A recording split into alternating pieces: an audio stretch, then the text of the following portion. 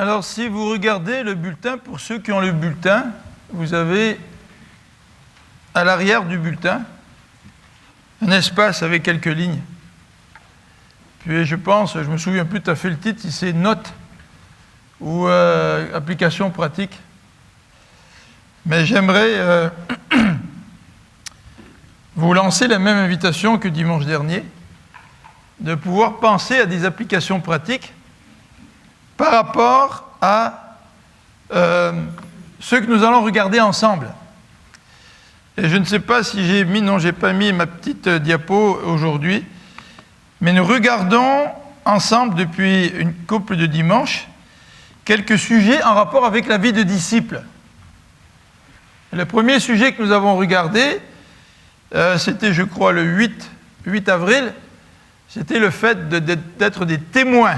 Et si vous vous souvenez, dans Matthieu 28 et Acte 1, le Seigneur nous dit « Je suis avec vous », Matthieu 28, et dans Acte 1, il nous dit « Il y a une puissance qui surviendra sur vous ». Donc non seulement Jésus est avec nous, mais il nous donne la puissance du Saint-Esprit. Alors si je ne crois pas que Jésus est avec moi, je ne serai pas un bon témoin. Si je ne crois pas que Dieu me donne la puissance de son Esprit, je ne serai certainement pas un bon témoin.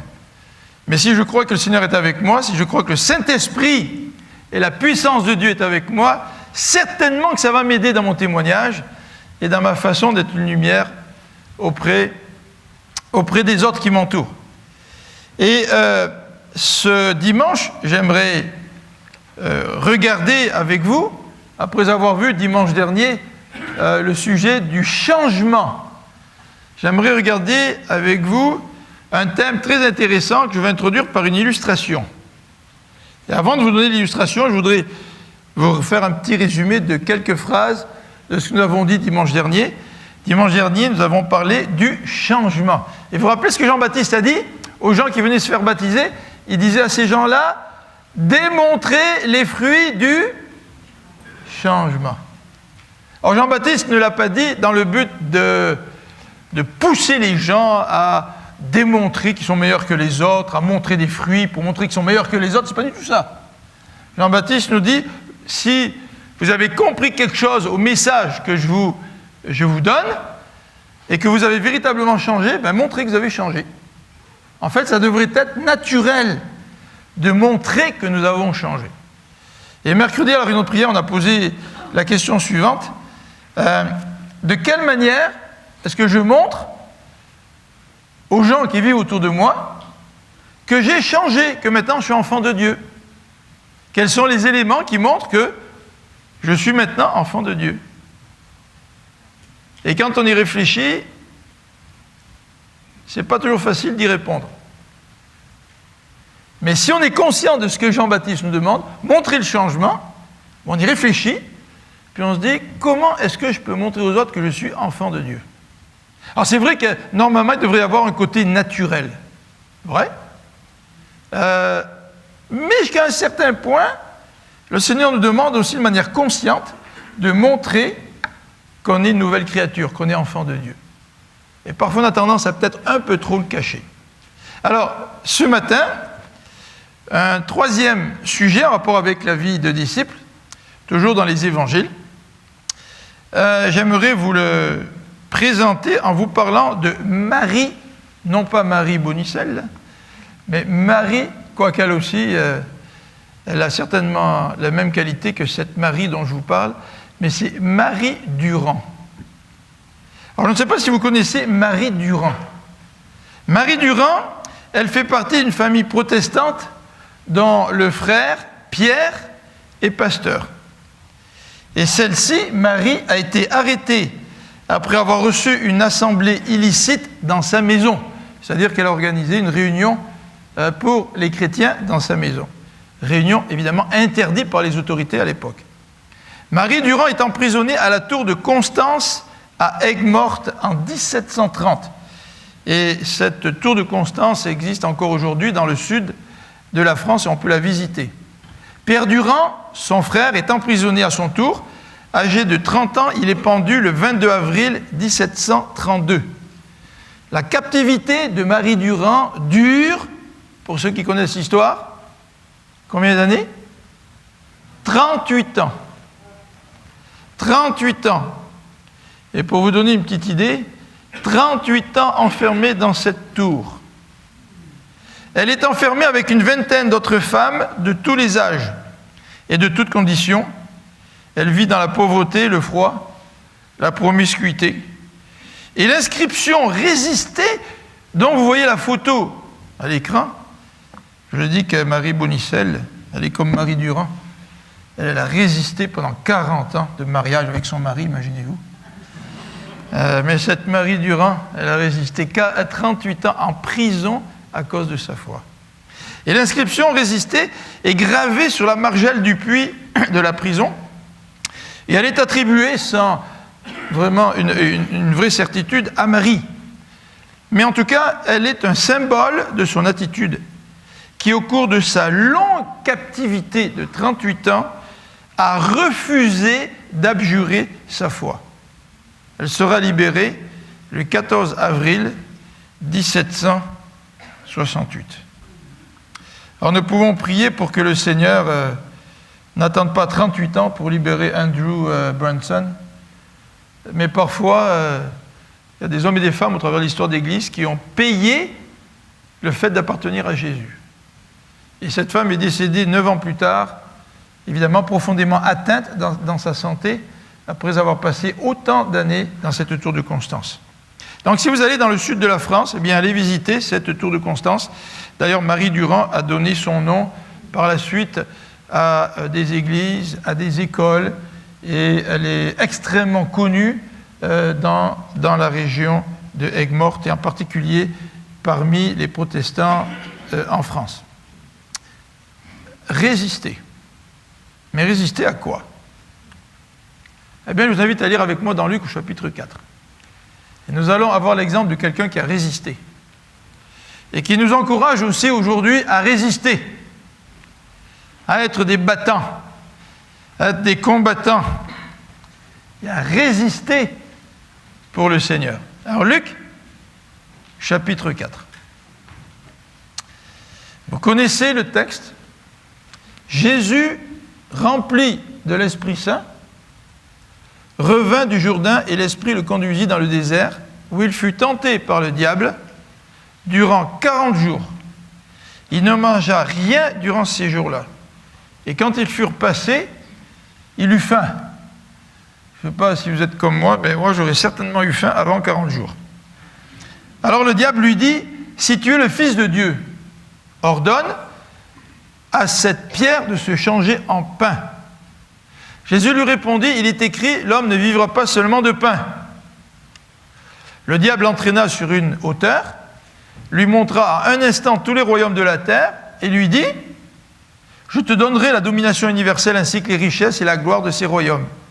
Car tout cela a été remis entre mes mains et je le donne à qui je veux. Si donc tu te prosternes devant moi, tout cela sera à toi. » Jésus lui répondit, « Il est écrit, tu adoreras le Seigneur, ton Dieu, et c'est à lui seul que tu rendras un culte. » Le diable le conduisit ensuite à Jérusalem, le plaça tout en haut du temple et lui dit, « Si tu es le Fils de Dieu, jette-toi d'ici en bas. Car il est écrit, il donnera des ordres à ses anges à ton sujet pour qu'ils veillent sur toi. Et encore, ils te porteront sur leurs mains pour que ton pied ne heurte pas de pierre. » Jésus lui répondit, « Il est aussi écrit, tu ne tenteras pas ou tu ne forceras pas la main au Seigneur ton Dieu. » Lorsque le diable eut achevé de le soumettre à toutes sortes de tentations, il s'éloigna de lui jusqu'au temps fixé. On va prier ensemble.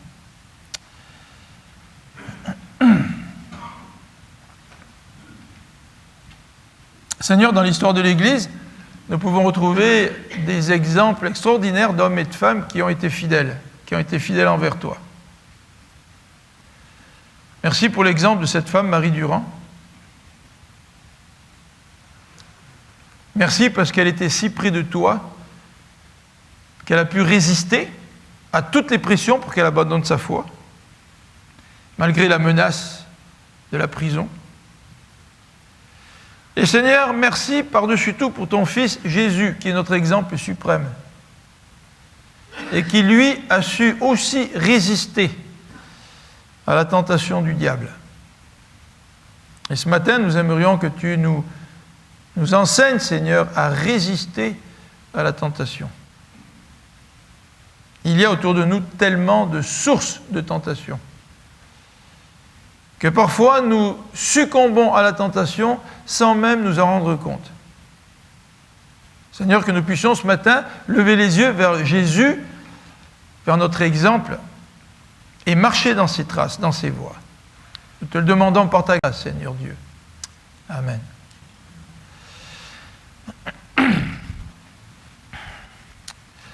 Alors, je vous ai dit tout à l'heure, il y a un petit bulletin avec l'espace, il y a des lignes.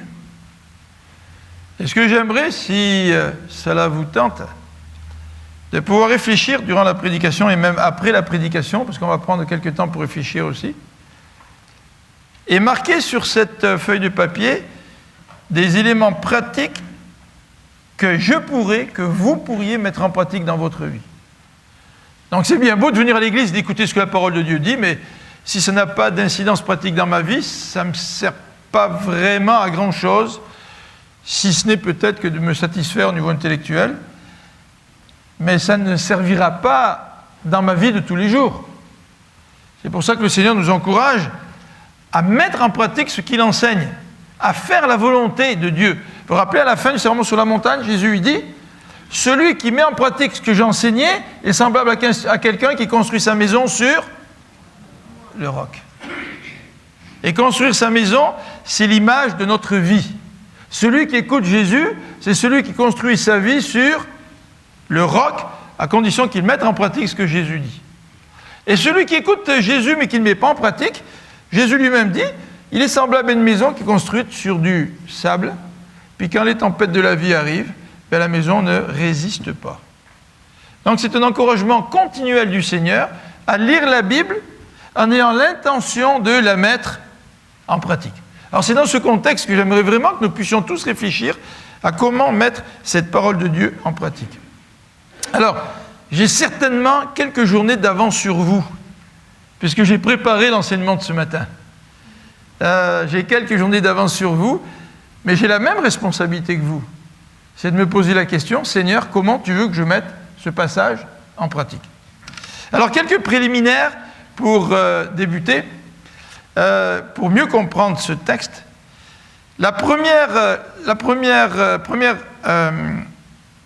leçon, ou le premier aspect à se rappeler, c'est que dans son incarnation, incarnatine, j'ai oublié le O, vous voyez, incarnation, dans son incarnation, Jésus était totalement homme. C'est facile de lire ce texte et dire « Ah ben Jésus, tu as pu résister à Satan parce que tu étais vraiment divin. » Et de négliger l'incarnation de Jésus qui fait de lui quelqu'un qui est à 100% humain. Et d'ailleurs, dans l'histoire de l'Église, on a parlé d'une hérésie qui s'appelle le docétisme. Le docétisme, ça vient du mot grec qui veut dire « paraître ». C'est-à-dire que le docétisme disait que Jésus apparaissait comme un homme, mais en fait, il était davantage Dieu qu'un homme.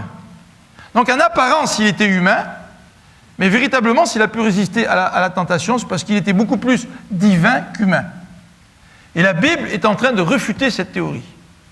La Bible ne dit pas, non, Jésus, quand il s'est incarné, il apparaissait comme un homme sans vraiment être un homme, tu sais, parce qu'il était Dieu. Non, la Bible nous dit que Jésus était véritablement humain. En fait, si vous lisez deux passages, le premier dans Hébreux au chapitre 2, vous allez le voir à l'écran, Hébreux au chapitre 2 et au verset 17, l'auteur prend bien soin de mentionner ceci. Voilà pourquoi Jésus devait être rendu à tous égards. C'est intéressant cette expression-là, c'est-à-dire en tout. Il devait être rendu semblable à ses frères, afin de devenir un grand prêtre plein de compassion et fidèle dans le domaine des relations de l'homme avec Dieu, en vue d'expier les péchés de son peuple. Donc il a fallu que Jésus devienne semblable à nous, quand il est devenu humain, mais dans tous les domaines. Jésus ne serait pas véritablement un bon exemple s'il avait pu résister à la tentation sans être véritablement humain comme nous. Mais la Bible nous dit qu'il a été véritablement humain comme nous à tous égards. Au verset 18 d'Hébreux 2, car puisque lui-même a été éprouvé dans ce qu'il a souffert, il peut secourir ceux qui sont éprouvés. Jésus a partagé notre humanité sans péché, nous dit la Bible. Mais au point qu'il peut maintenant nous aider parce qu'il a véritablement vécu ce que nous vivons. Et c'est pour ça qu'il est un grand prêtre, Jésus. Le grand prêtre, c'est l'intermédiaire entre nous et Dieu. Mais si notre intermédiaire ne comprend pas très bien notre situation, comment est-ce qu'il peut nous représenter devant Dieu? Mais la Bible nous dit très très très clairement que Jésus, il a été éprouvé comme nous, et parce qu'il a été éprouvé comme nous, il est capable de nous aider. Donc Jésus est aussi capable de nous aider dans la tentation. Alors je ne sais pas si vous êtes tentés, je ne sais pas si vous luttez dans certains domaines de la tentation, mais rappelons-nous que Jésus était comme nous. Et que nous pouvons nous aussi obtenir la victoire sur la tentation, parce que Jésus a eu les mêmes tentations que nous. Il a été à 100% humain comme nous. Dans Hébreux au chapitre 4, il nous dit, en effet, nous n'avons pas un grand prêtre, Jésus, qui serait incapable de compatir à nos faiblesses. Ben oui, si Jésus n'était pas vraiment humain, il ne pourrait pas vraiment compatir à nos faiblesses, puisqu'il n'aurait pas partagé vraiment cette humanité. Mais le texte nous dit, non, non, au contraire, il a été tenté en tout point comme nous le sommes, mais sans commettre de péché. C'est intéressant, hein? Je ne sais pas si vous pensez à vos tentations, contre lesquelles vous luttez parfois. C'est intéressant de savoir que le Dieu auquel nous croyons, ce Jésus auquel nous croyons, il a eu les mêmes tentations. Donc il n'y a pas tellement une grande différence entre lui et nous, au niveau des tentations. Jésus les a eues, les mêmes tentations. Mais parce qu'il les a eues, et qu'il a été victorieux, il peut nous aider et nous secourir dans nos tentations. Est-ce que tu le crois, ça? Est-ce que tu crois que Jésus a été tenté comme toi? Ou est-ce que tu dis, non, moi, mes tentations, c'est toujours plus fort que les autres? Est-ce que tu donnes des excuses qui font que ton cas est particulier parmi tous les autres? Et en soulignant cette particularité de ton cas, eh bien, évidemment, tu justifies ton échec dans la tentation. Mais Jésus nous dit, non, non, non, tu peux pas te considérer comme étant unique. Moi, j'ai été tenté comme toi à tous égards, mais sans commettre de péché. Mais je peux compatir avec toi. Je peux comprendre ce à travers quoi tu passes. Car moi aussi, j'y suis passé. Alors, deuxième élément dans ces préliminaires, c'est que la tentation, c'est une préparation au ministère de Jésus. Alors, je vais passer relativement vite là-dessus, mais vous savez que dans Luc 3, il est question du baptême, et par la suite, Luc 4 de la tentation de Jésus. Et ce sont deux éléments essentiels dans son identification avec nous. Dans son baptême, Dieu a dit « Voici mon fils bien-aimé ». Vous vous rappelez? L'identification de Jésus comme fils de Dieu, mais Jésus qui s'identifie aussi avec nous, il n'avait aucun besoin d'être baptisé, Jésus, mais il s'identifie avec nous. Et c'est la raison, nous aussi, nous faisons baptiser lorsque Jésus vient dans notre vie. Alors cette préparation par son baptême est quand même une préparation positive.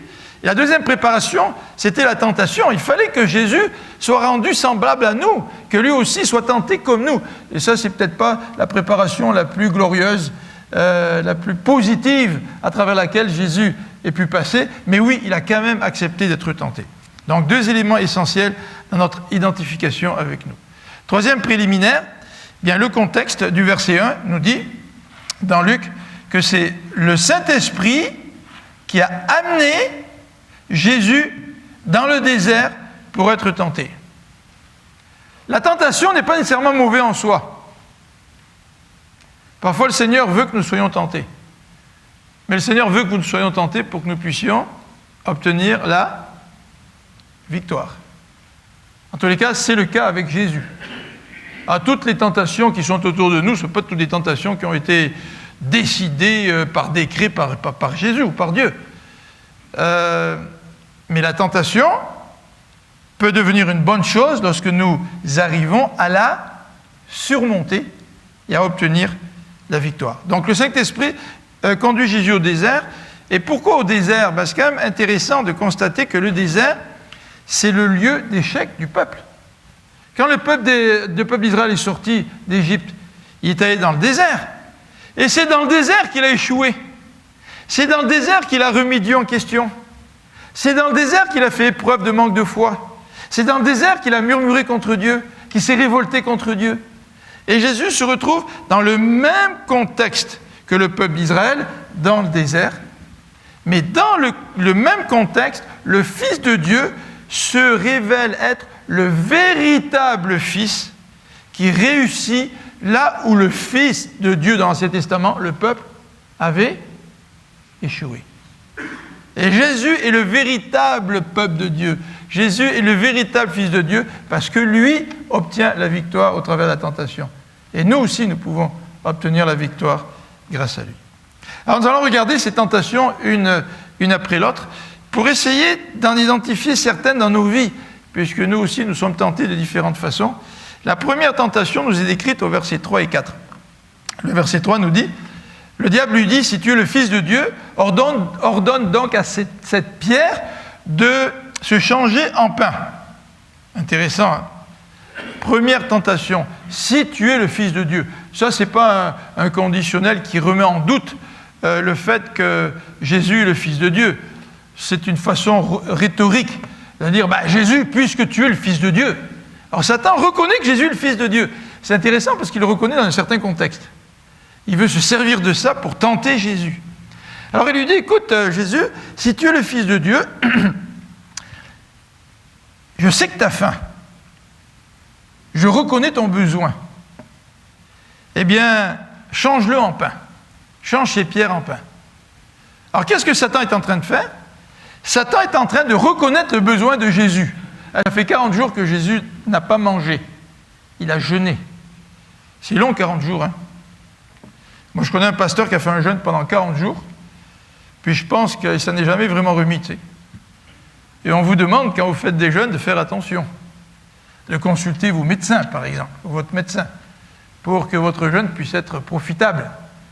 Mais Jésus a fait un jeûne pendant 40 jours, et après 40 jours, quand tu as faim, tu as vraiment faim. Et Satan reconnaît le besoin de Jésus. Et Satan va jouer sur le besoin de Jésus. En disant, Jésus, je sais que tu es tout-puissant. Ah ça, ce Satan, il connaît bien Jésus. Hein? Il sait que Jésus est le Fils de Dieu, et il sait que Jésus est tout-puissant. Alors il dit à Jésus, tu as la puissance de prendre cette pierre et de la transformer en pain, puis tu vois, quand tu vas la transformer en pain, tu vas répondre à ton besoin, puisque tu as faim. Est-ce que c'est vraiment une tentation? Vous savez, quand nous avons des besoins, et que nous essayons d'y répondre, est-ce que c'est véritablement une tentation que de répondre à nos besoins? Eh bien, en tout cas, Jésus, au verset 4, répond en disant « L'homme ne vivra pas seulement de pain. » Alors, on pourrait dire « Mais Jésus, on sait que tu es Fils de Dieu, on sait que tu es très spirituel, mais enfin, après 40 jours, ça serait bien d'enrober un petit peu la parole de Dieu de quelque chose de physique là, pour que tu puisses manger. Parce que manger juste les paroles de Dieu, c'est pas ça qui va remplir ton corps. » Et pourtant, Jésus dit « Non, non. » Il cite le Deutéronome au chapitre 8, verset 3. Et il cite aussi l'échec du peuple au chapitre 16 d'Exode, à partir du verset 1er. Alors je vous invite à faire un recul dans Exode, au chapitre 16, et nous allons regarder un petit peu en quoi consiste l'échec du peuple à qui Jésus fait allusion en disant « L'homme ne vivra pas de pain seulement ». Dans Exode 16, à partir du verset 1. Alors, vous vous rappelez, la communauté des Israélites est dans le désert, donc le peuple fait une sortie d'Égypte, et 2 mois, même pas 2 mois, c'était le 15e jour du 2e mois, donc après être sortis d'Égypte, ils sont là dans le désert, et toute l'assemblée au verset 2 se plaint de Moïse et d'Aaron, en disant « Pourquoi l'Éternel ne nous a-t-il pas fait mourir en Égypte? Nous étions installés devant des marmites pleines de viande et où nous mangeons du pain à satiété. Tandis qu'à présent, vous nous avez fait venir dans le désert pour y faire mourir de faim toute cette multitude. » Est-ce que vraiment l'intention de Moïse était de faire sortir le peuple d'Égypte pour le faire mourir de faim dans le désert? Absolument pas. Et pourtant, le peuple, parce qu'il avait un besoin, eh bien, repensait à l'Égypte et à l'esclavage en disant, au moins quand on était esclave, on avait de quoi manger. Alors l'Éternel, au verset 4, dit à Moïse, « Regarde, je vais faire pleuvoir du ciel sur vous du pain, le peuple sortira et en ramassera chaque jour la ration nécessaire, je le mettrai à l'épreuve pour voir s'il se conforme ou non à mes instructions. Et le 6e jour, il y en aura 2 fois plus que les autres jours, pour ramasser et apprêter. » Alors Moïse et Aaron dirent à tous les Israélites, « C'est l'Éternel qui vous a fait sortir d'Égypte, et vous allez savoir que c'est l'Éternel qui vous a délivré. Demain, vous aurez de quoi manger. Qui sommes-nous pour que vous vous plaigniez de nous ?» dit Moïse. Et là, vous connaissez le reste de l'histoire, alors que la manne et l'écaille sont envoyés par Dieu pour nourrir le peuple. L'échec du peuple. En quoi consiste l'échec du peuple? L'échec du peuple consiste à ne pas se tourner vers Dieu pour que Dieu réponde lui-même à son besoin. C'est ça l'échec du peuple.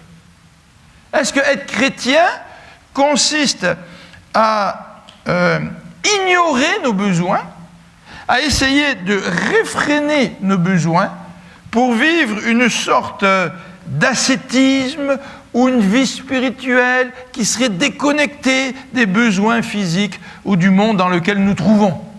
Absolument pas ça. Le Seigneur Jésus, il est venu, il a eu faim, il a mangé, il a eu soif, il a bu. Et le Seigneur a vécu dans un monde physique. Et le Seigneur avait faim. Ça faisait 40 jours qu'il ne mange pas. Mais le Seigneur ne veut pas se tourner vers Satan ou vers ses propres capacités pour répondre à ses besoins. Vous voyez le titre que j'ai donné dans cette section, la première tentation, c'est celle de l'autonomie. Notre première tentation, c'est de vouloir répondre à nos besoins par nous-mêmes. Regardez ce que dit Paul. « Mon Dieu subviendra pleinement à tous vos besoins. Il le fera selon sa glorieuse richesse qui se manifeste en Jésus-Christ. » Alors vous savez que la mission de Jésus, ce n'était pas de répondre à ses besoins. Hein. La mission de Jésus, la volonté de Jésus, c'était de faire la volonté du Père. Sa nourriture, dit Jésus dans Jean au chapitre 4, c'est de faire la volonté du Père. Et non pas de faire sa propre volonté pour répondre à ses propres besoins. Une application pratique. Quels sont nos besoins? On a tous des besoins primaires. Hein? Quels sont nos besoins? Peut-être qu'on pourrait en faire une liste, mais j'en ai marqué 2 ou 3 qui viennent à ma pensée, mais peut-être qu'on pourrait rajouter dans cette liste. Quels sont nos besoins? Besoins sexuels, besoins émotionnels, besoins au niveau de la santé, besoins au niveau financier. Quels sont nos besoins? Et une fois que nous avons identifié nos besoins, parce que nous avons tous des besoins vrais, est-ce que nous nous tournons vers Dieu pour que Dieu réponde à nos besoins? Ça, c'est la différence entre un chrétien et celui qui n'est pas chrétien. Celui qui n'est pas chrétien identifie ses besoins, puis il va trouver les moyens pour y répondre, pour les satisfaire. Celui qui est chrétien, nous dit Paul, dans l'épître aux Philippiens, il se tourne vers Dieu en disant à Dieu, « Seigneur Dieu, réponds à tous mes besoins. » La racine du péché, c'est cette autonomie qui fait croire à l'homme qu'il n'a pas besoin de Dieu et qui peut par lui-même répondre à ses besoins. Dimanche dernier, on a fêté l'anniversaire de mon gendre, Damaso. On était chez lui. Puis là, en plein milieu de cette rencontre, j'ai eu mal au ventre. C'était pas la tourista, ne vous inquiétez pas. Et ça me faisait penser à un autre événement qui s'est passé il y a quelques semaines avant de partir en vacances. J'avais reçu chez moi un collègue pasteur qui était venu à l'église, vous vous rappelez, Daniel, avec sa femme. On était en train de manger à table, puis d'un seul coup, mal au ventre, il faut que je m'en aille, là, j'aille m'allonger.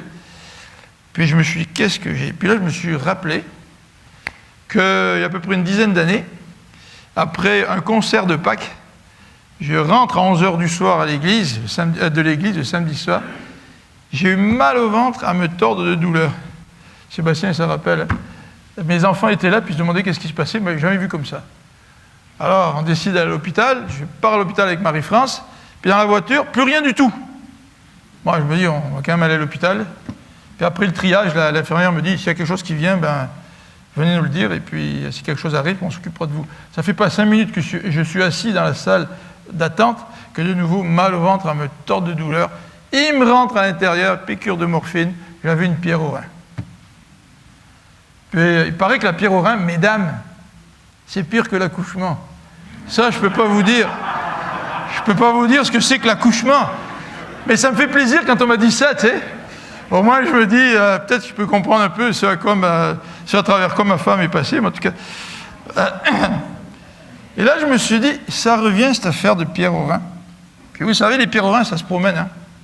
Donc ça peut faire mal un jour, puis ça passe, puis 1 semaine, 2 semaines, 3 semaines après, ça revient, tu sais. Là, je me suis dit récemment, hey, je m'en vais en vacances. Si ça m'arrive en vacances. Alors, je me suis dit, bon, je vais partir en vacances, je vais prendre avec moi des antidouleurs, tu sais. Alors là, j'ai un besoin, tu sais, j'ai un besoin dans ma santé, là. Hein? Et puis, quand ça m'a repris dimanche dernier, j'ai dit au Seigneur, Seigneur, je remets ça entre tes mains. Est-ce que ça veut dire que je n'ai pas besoin de voir de médecin? Est-ce que ça veut dire que je n'ai pas besoin de prendre des antidouleurs? Absolument pas. Mais quel est notre premier réflexe quand nous avons un besoin, quel qu'il soit? Est-ce que c'est de se tourner vers Dieu, de demander à Dieu qu'il réponde à nos besoins, ou est-ce que c'est d'essayer nous-mêmes de trouver la propre solution? C'est une question d'attitude. Hein. Je peux très bien me rendre à l'hôpital en mettant tout mon espoir dans les médecins et complètement oublier Dieu. Mais si je fais confiance à Dieu, je vais me rendre à l'hôpital de la même façon, mais en me rendant à l'hôpital, je vais mettre ma situation entre les mains de Dieu pour que Dieu puisse intervenir. Parce que je suis dépendant de Dieu, je suis son enfant, je sais qu'il prend soin de moi et que c'est lui qui va répondre à mes besoins. Quels sont vos besoins? Je ne sais pas qu'est-ce que vous pourriez marquer sur la feuille. Là. Quels sont vos besoins actuels? Est-ce que vous croyez que Dieu peut répondre à ces besoins? La première tentation, c'est cette tentation d'autonomie. Je veux être autonome vis-à-vis de Dieu et répondre moi-même à mes besoins. Vous vous rappelez ce que Jésus dit dans le Sermon sur la montagne, à Matthieu 16, il dit « Cherchez d'abord le royaume des cieux. » Pourquoi vous pouvez chercher d'abord le royaume des cieux? Pourquoi est-ce que vous pouvez d'abord vivre pour Dieu? Pourquoi est-ce que vous pouvez d'abord servir Dieu? Parce que vous croyez à un Dieu qui répond à vos besoins. Donc si ce Dieu répond à vos besoins, il vous libère de toute cette énergie à laquelle nous nous concentrons pour essayer de répondre à nos propres besoins. Pourquoi me concentrer sur mes besoins? Pourquoi être obsédé par mes besoins alors que je sais que Dieu répond à mes besoins? Alors que Dieu, c'est mon bon papa du ciel. Et alors que Dieu veut me libérer de ce stress, de vouloir être autonome vis-à-vis de lui, quel repos de m'approcher d'un Dieu qui veut répondre à mes besoins. Quel repos! Et ce repos me permet non pas de, comme j'ai dit tout à l'heure, de laisser côté la médecine quand j'ai besoin de la médecine, mais quel repos et quelle paix d'aller à l'hôpital, d'accepter de se faire soigner en croyant que c'est Dieu qui répond aux besoins et que c'est Dieu qui va intervenir. Et ce repos-là me permet de chercher d'abord le royaume des cieux. Imaginez-vous, je me rappelle la maman d'Alexandre, Ginette, quand elle avait le cancer, qu'elle allait à l'hôpital pour ses visites, elle rencontrait d'autres personnes qui avaient le cancer aussi. Alors il y a toute une différence. Quand tu es malade et tu vas à l'hôpital, quand tu t'appuies sur un Dieu qui répond à tes besoins, et que ce Dieu met dans ton cœur la paix, ça, c'est toute une différence entre quelqu'un qui va à l'hôpital, qui s'appuie sur ses propres forces, qui est inquiet, et qui n'est même pas capable de témoigner à quelqu'un qui est malade à côté de lui, parce qu'il est trop pris par ses propres inquiétudes.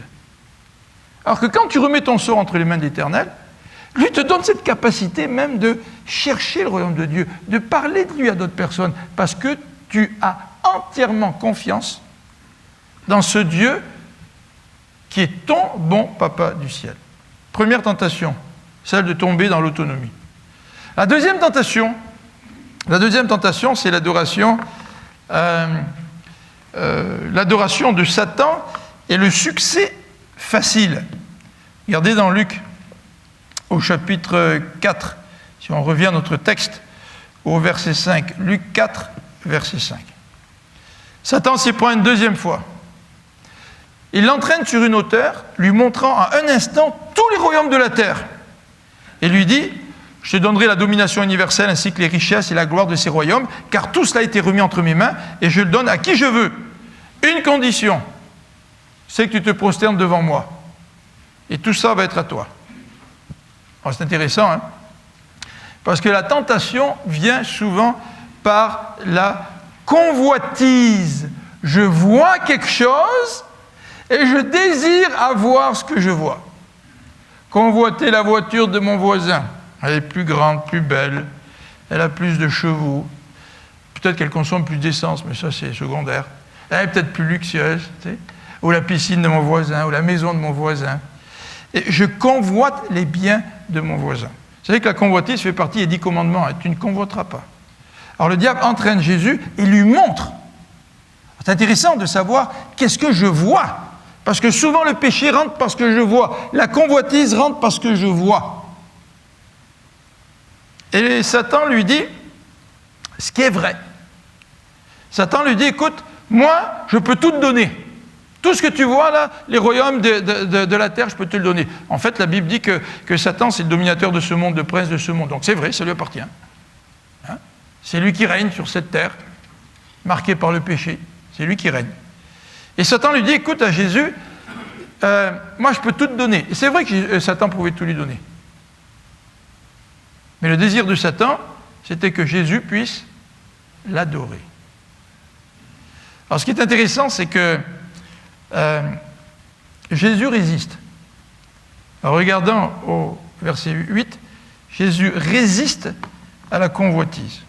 En fait, je ne sais pas si la convoitise, c'est un des péchés auxquels vous luttez actuellement, mais en tout cas, je crois que c'est un des péchés contre lequel tout le monde lutte à certains moments donnés de sa vie. Hein?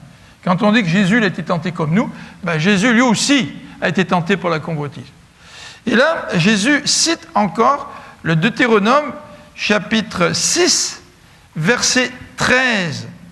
Alors, on va regarder ensemble ce texte dans Deutéronome au chapitre 6, verset 13, qui nous dit ceci. Deutéronome 6, verset 13. C'est l'Éternel, ton Dieu, que tu dois craindre, c'est à lui que tu rendras un culte, et c'est par son nom que tu prêteras serment. Alors, ce que Jésus est en train de dire, malgré tout ce que tu veux me donner, moi, je veux adorer que Dieu seul. C'est intéressant, hein? C'est intéressant, pas de compromis. Et Jésus se trouve dans le désert, et le peuple, justement, fait des compromis à cause de ses besoins, à cause de la convoitise. Et en faisant des compromis, le peuple n'a plus adoré Dieu seul. Le peuple est tombé dans l'idolâtrie, vous vous rappelez? Par exemple, le veau d'or. Vous vous rappelez l'épisode avec le peuple de Moab, quand les filles de Moab sont venues au sein du peuple et se sont mis à adorer des dieux étrangers. Donc Jésus, lui, veut réussir le test qui est devant lui, et comme fils de Dieu, il réussit le test devant lui, car il comprend que ce qui compte, ce n'est pas le succès facile, mais ce qui compte, c'est d'adorer son Dieu. Alors dans un milieu où le résultat est si important que ça, sommes-nous pas tentés parfois de tomber dans la convoitise en n'adorant pas Dieu seul? Alors, je vais expliquer un petit peu. Regardez ce qui était le plan de Dieu. Le plan de Dieu, ce n'était pas de dire à Jésus, il faut que je te donne un royaume, c'est-à-dire la terre, hein, et tout le royaume de la terre. Ce n'était pas ça le plan de Dieu. Le plan de Dieu, c'était que je te donne un royaume, mais en passant d'abord par la croix, par la souffrance, et après par l'exaltation. Alors Jésus aurait pu dire, le plan de Satan est assez intéressant, parce qu'au moins ça me fait éviter la croix. Ça me fait éviter la souffrance. Mais Jésus ne veut pas un règne sans expiation, sans pardon, sans justice. En d'autres termes, le Seigneur veut accepter la manière que Dieu a choisie pour qu'il puisse avoir le règne. Application pratique. Application pratique. Est-ce que parfois, nous ne tombons pas dans l'idolâtrie de la facilité sans la souffrance? C'est ce qu'on aimerait, hein, bien souvent. Hein. On voudrait avoir des enfants bien sages, bien élevés, sans qu'on ait besoin de souffrir. En fait, si t'es parent, tu vas souffrir, c'est certain. Parce que l'amour, le véritable amour, passe automatiquement par la souffrance. Il n'y a pas de véritable amour s'il n'y a pas de souffrance. Ça, c'est vrai. Parce que le véritable amour se montre par le prix qu'on paye. Et le véritable amour se montre par la souffrance. Hein? Si je souffre pour quelqu'un, ben je démontre la profondeur de mon amour. Parfois, nous aimerions tellement que tout soit facile, sans qu'il y ait un prix à payer. Et souvent, cette facilité devient pour nous ce que l'on recherche, et cette facilité devient notre propre idolâtrie. Regardez David. Vous vous rappelez David? Lorsqu'à 2 reprises, Dieu a livré entre ses mains Saül dans la caverne d'En-Gidi, et puis dans le désert. Et puis les gens de David à côté de lui en disant « David, Dieu, l'Éternel, a livré ton ennemi entre tes mains, tue-le. C'est Dieu qui te l'a donné, là, tue-le. » Il te court après, Saül, il veut te tuer, il veut enlever ta vie. Le Seigneur fait en sorte qu'il rentre dans la caverne, nous on est tous cachés au fond, il rentre tout seul dans la caverne, mais tue-le, c'est une occasion en or, ça vient de Dieu, ça. Qu'est-ce qu'il a dit, David? Non, je ne veux pas idolâtrer la facilité. C'est-à-dire que ce n'est pas moi qui ai choisi Saül, c'est Dieu qui l'a choisi comme roi. Et quand Dieu voudra l'enlever comme roi, il l'enlèvera comme roi. Ce n'est pas à moi de le tuer. Combien d'entre nous on l'aurait tué? La tentation est trop facile. Hein? Et vous avez aussi ce proverbe qui dit souvent « la fin justifie les moyens ». Bien souvent dans notre vie, l'idolâtrie consiste à croire que la fin justifie les moyens. Et que la fin va excuser toutes sortes de choses. C'est pas vrai que la fin justifie les moyens. C'est pas vrai. Dans bien des domaines, la fin ne justifie jamais les moyens. C'est important de bien faire les choses pour arriver au résultat obtenu. Alors peut-être que dans notre vie, nous mettons tellement l'accent sur le résultat obtenu que nous faisons des compromis. Vous savez, nous pouvons faire des compromis dans l'honnêteté, par exemple. Parce qu'on veut closer des deals, comme on dit. On veut vraiment que le contrat se fasse. Et là, on court-circuite certaines choses. On tourne les coins ronds. Vous acceptez des contrats dans votre travail, puis vous n'avez pas vraiment le temps pour faire tout ça. Mais ce qui est important, c'est d'avoir le contrat, c'est d'avoir l'argent, parce que tu en as besoin. Donc, on va un petit peu, beaucoup, botcher la manière dont on va faire le travail. Et est-ce que la fin justifie les moyens? Est-ce que nous ne sommes pas en train de tomber dans l'idolâtrie de la fin qui justifie les moyens? Troisième tentation auquel Satan soumet Jésus, nous est décrite à partir du verset 9, dans Luc, à partir du verset 9. Luc 4, verset 9. Le diable conduisit ensuite à Jérusalem, le plaça tout en haut du temple, et lui dit, « Si tu es le Fils de Dieu, jette-toi d'ici en bas, car il est écrit, il donnera des ordres à ses gens à ton sujet, pour qu'ils veillent sur toi. Et encore, ils te porteront sur leurs mains, pour que ton pied ne heurte pas de pierre. » C'est une tentation assez subtile dans laquelle pas mal de gens tombent encore aujourd'hui. Hein. Dans des sectes, on demande à des gens de poser des soi-disant actes de foi qui ne sont que l'expression de folie et de manque de sagesse. En tout cas, dans cette troisième tentation, Satan cite la parole de Dieu. Et il cite le psaume 92. Là, Satan se dit, ce Jésus, ça fait 2 fois que je le tente, puis je le tente, et 2 fois, il me répond par la parole. Donc, il va falloir, la 3e fois que je le tente, que moi, j'utilise la parole. Puisque Jésus semble tellement aimer la parole pour résister à la tentation, mais moi, je vais utiliser la parole. Et Satan utilise le psaume 92. Faisons attention à la manière dont nous utilisons la parole. Faisons attention à la manière dont des gens nous citent la Bible, parfois de façon totalement erronée et trompeuse. En tous les cas, Satan cite le psaume 92. Et le psaume 92, c'est un psaume qui nous dit que Dieu défend le fidèle. Et il reprend le verset du psaume 92 qui dit « Il donnera des ordres à ces gens à ton sujet pour qu'ils veillent sur toi. Ils te porteront sur leurs mains de peur que ton pied ne heurte pas de pierre. » Donc Jésus, si tu prends le psaume 92, ben vas-y, tu peux le jeter d'en haut du temple et Dieu va intervenir, il va éviter que tu ne t'écrases. La présomption. Présupposer que ce que nous voulons faire, c'est un acte de foi alors que c'est plutôt un acte de folie. Présupposer que c'est ce que Dieu veut alors que ce n'est pas du tout ce que Dieu veut. En fait, vous savez que les Juifs, au temps de Jésus, certains Juifs croyaient que le Messie ferait plein de miracles et que le Messie se révélerait sur le toit du temple. Alors ça, c'est une belle tentation pour Jésus, là. Je te mets sur le toit du temple, saute en bas, tous les gens qui vont voir ça, qui vont voir les anges, qui vont te prendre en plein vol et qui vont éviter que tu ne t'écrases dans la cour du temple en bas, mais ça va être une manifestation éclatante de ce que tu es le prophète, de ce que tu es le Messie. Et Jésus résiste. Et encore une fois, Jésus va citer Deutéronome. Et si on retourne dans Deutéronome, au chapitre 6, donc je vous rappelle, Deutéronome, c'est le récit de l'échec du peuple dans le désert, ainsi que le reste du Pentateuque, des 5 premiers livres de la Bible. C'est le récit de l'échec du peuple. Et Jésus est en train de citer Deutéronome 6, verset 16.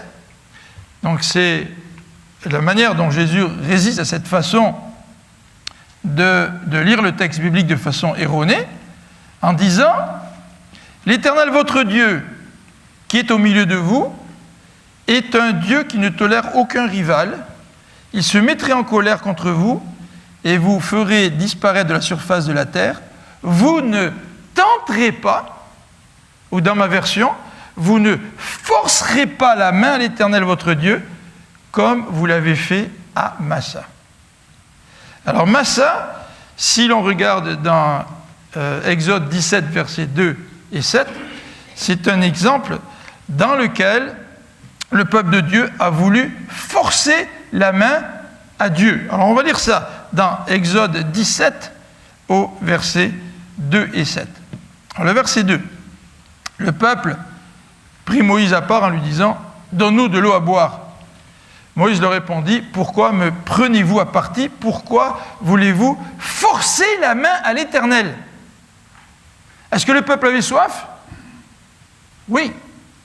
Mais le peuple voulait forcer la main à Dieu. Vous savez, quand on a des besoins, parfois, on veut tellement que Dieu agisse d'une certaine façon qu'on veut pousser Dieu à l'action, alors que Dieu ne veut pas du tout agir de cette manière-là. Troisième tentation, ne pas tenter Dieu, ne pas le forcer à agir. Alors vous avez d'autres exemples qui illustrent cela. Dans Nombre, dans Psaume, dans 1 Corinthiens, on nous dit de ne pas tenter Dieu. Donc Jésus, qu'est-ce qu'il fait? Il utilise correctement la parole de Dieu. Ça, c'est intéressant. Parce qu'il y a beaucoup d'applications pratiques pour nous. La première application pratique, c'est celle-ci. Et je les ai formulées sous forme de questions. Est-ce que je sais identifier la tentation dans ma vie? Est-ce que vous savez identifier la tentation dans votre vie? Vous savez, si quelqu'un vous cite un verset biblique, là, de façon un petit peu tordue, là, est-ce que vous savez identifier ça? Deuxième question à poser, c'est est-ce que je connais les versets bibliques utiles? À 3 reprises, Jésus répond à la tentation par des versets bibliques.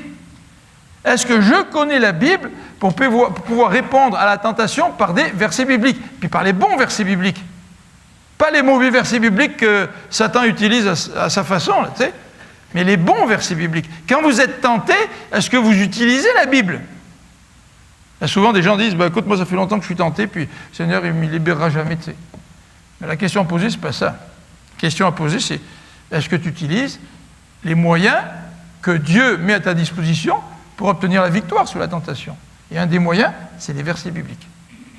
Vous savez, la Bible YouVersion, il y en a plusieurs qui l'ont là. Qui est-ce qui a ça comme Bible YouVersion? Vous pouvez lever la main, ceux qui ont ça? Vous avez plusieurs personnes qui ont la Bible YouVersion.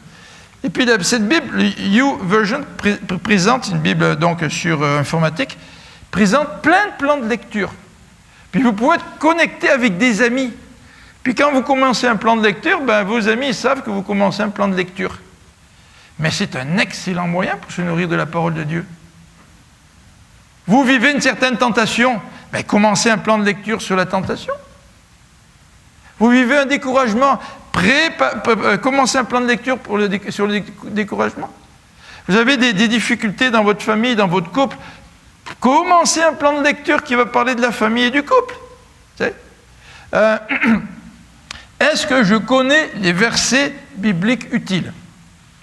Troisième question, est-ce que je m'en sers?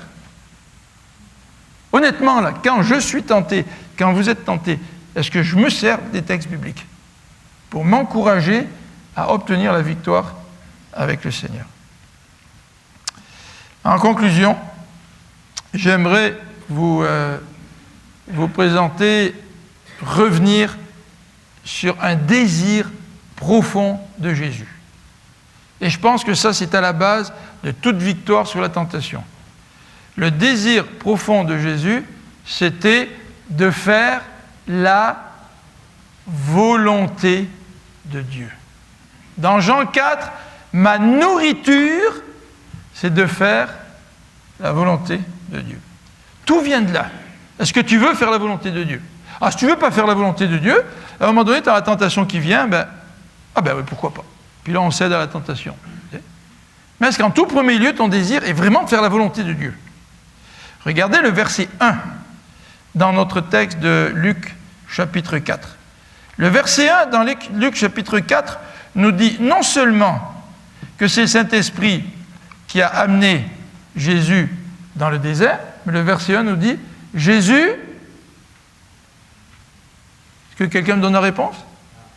Rempli du Saint-Esprit. Dans Luc, dans notre texte, chapitre 4, verset 1, Jésus, rempli du Saint-Esprit, revient du Jourdain et l'Esprit le conduisit dans le désert.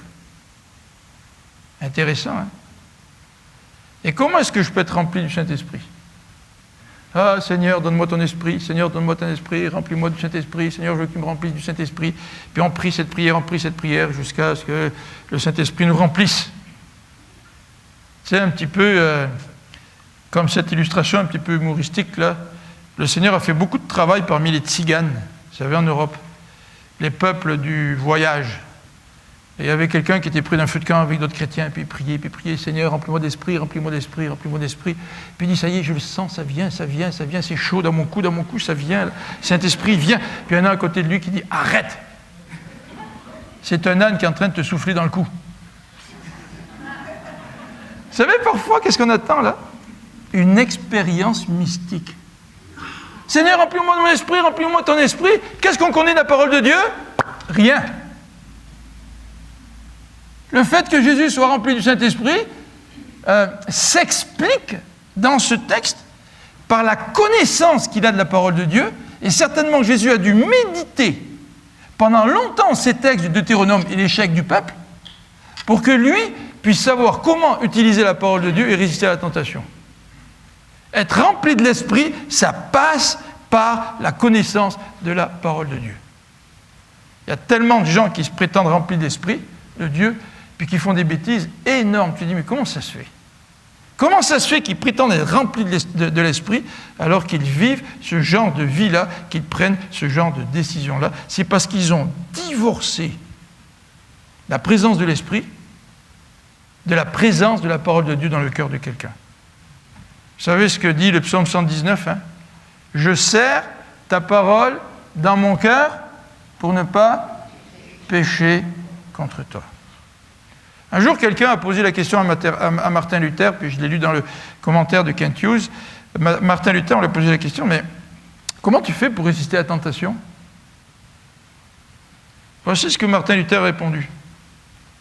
Quand Satan vient frapper à la porte de mon cœur, puis demande, qui est-ce qui vit ici?